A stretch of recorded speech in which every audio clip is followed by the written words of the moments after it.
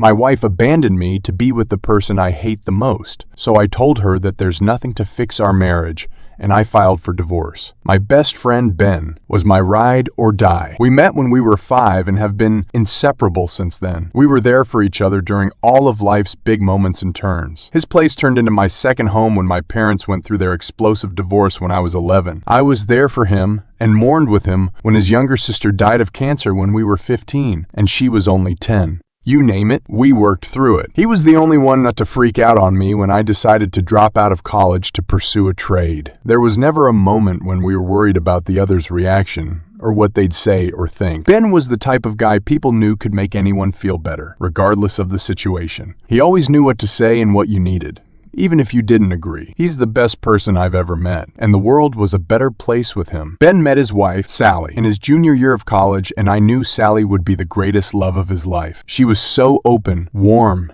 and adventurous. Like Ben, she had a smile that lit up the whole room and effortlessly made everyone feel like her best friend. Everyone, including myself, looked at them as that perfect couple everyone knows. They got married 2 years into dating. Ben always told me how excited he was to love, hold, and protect her forever. All the ways he wanted to make her happy. He showed his love for her every day in his words and actions. I was so pleased for him because I thought she did the same. I helped her plan his surprise 30th birthday party, where he was reduced to tears upon seeing she spent hours making him a Mario Kart Rainbow Road-themed cake. They talked about children, holidays, rescuing animals, and growing their fruits and vegetables. Sally quickly became my sister and became very close friends with Mary, my wife. The four of us went on countless holidays, helped each other through life's challenges, went on at least one double date a fortnight, etc. About 5 months ago, I woke up to 5 missed calls from Ben between the hours of 11 p.m. to 2 a.m. the night before, and I just had a feeling something really bad had happened. I called out of work and drove straight to his place. Sally had been cheating on Ben pretty much their entire relationship. When I confronted her and asked how she could do such a thing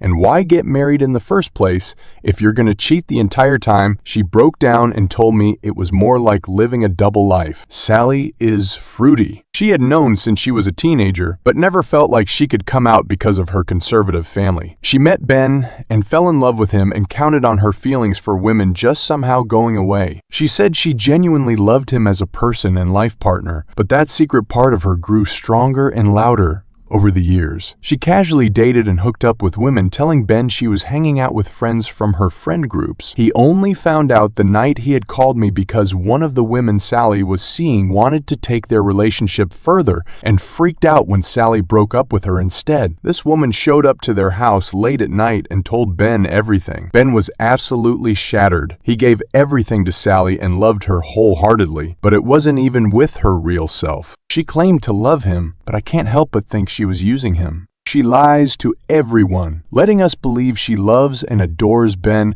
as much as he loves her. Also that he could have her cake and eat it too. I quickly told Ben he deserved better, but Sally begged on her hands and knees. She told him she really did love him and was willing to do anything to improve it. She would never talk to any women ever again. They could move somewhere new and start fresh. All that bull crap. Ben fell into a deep depression because he realized he never knew the real Sally, but he did really love her. He agonized over what to do until he got hit by a drunk driver while out on a late-night walk 2 months ago. I won't go into how it felt to lose him. I'm sure you can all imagine. It was made worse by having that beach crying at his funeral, crying like he was the love of his life, and she was the perfect wife. It was the first time in my life I ever wanted to hit someone. I couldn't believe the audacity to show her face around Ben's loved ones, especially the ones who knew the truth. Mary knows how I feel about Sally. I thought she understood that Sally was dead to us. I know I can't dictate who a person should/can be friends with, but if I had a mutual friend with Mary that shattered her as much as Sally did to me, I'd cut them off with no question. I can't be friends with someone who hurts my loved ones like that.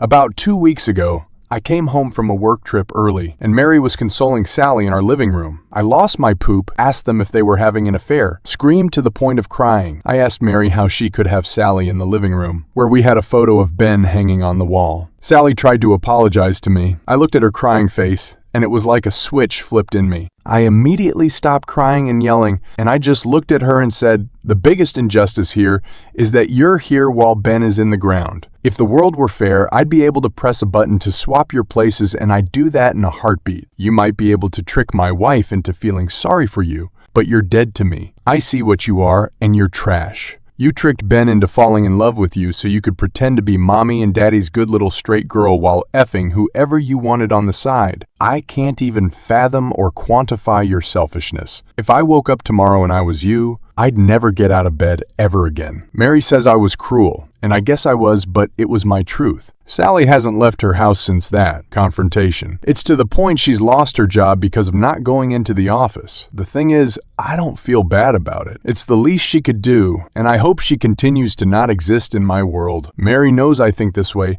but she still goes to Sally's place to bring her meals and help clean up the place. It honestly disgusts me. We've had many explosive arguments about it, and for the first time in our marriage, we might not recover from this. We both feel like we've seen a new side to each other and don't know if we'll be able to move past it. Update. It's only been a week, but it feels like forever. Mary couldn't handle the fights and disagreements anymore and packed her back after my post. I knew this was probably for the best and didn't have it in me to argue or fight for her to stay. I just asked, "Are you going to Sally?" She sighed and shook her head at me before leaving. Her eyes had nothing but exhaustion and disdain inside. And to be fair, I'm sure mine were the same. The town I live in isn't that big, so I've had a few friends tell me they saw Mary at Sally's place or were grocery shopping together. I wake up every day at an empty house knowing Mary is at Sally's looking after her, asking if she's okay, cooking her meals and cleaning her house. She hasn't called or texted me at all, other than to answer my call last night with, "I'm not going to talk to you until you apologize to Sally," and hanging up when I try to explain myself. I know I'd be lying if I said I felt bad for what I said to Sally. There's no point in hollow apologies.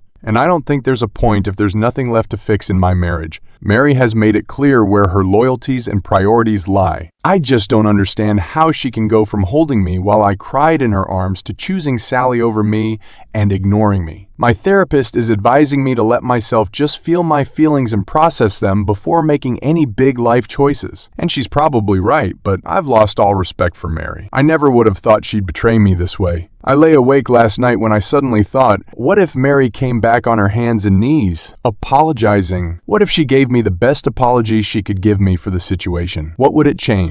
It breaks my heart. Still, deep down, it wouldn't change anything. Some things can't be forgiven.